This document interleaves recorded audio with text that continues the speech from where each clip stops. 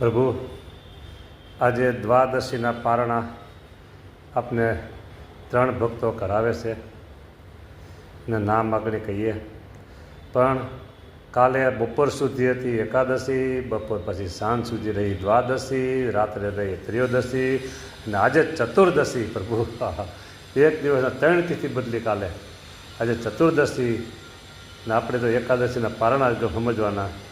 દયાળુ જમો તમે અને પારણા કરો અને પછી આશીર્વાદ 3 ભક્તોને આપો તમે. એક છે અમદાવાદના સારંગભાઈ ઠક્કર, બીજા છે મુંબઈના રતિલાલ ભોગીલાલ શાહ પરિવાર, અને ત્રીજા છે પરીખ અનીશભાઈ.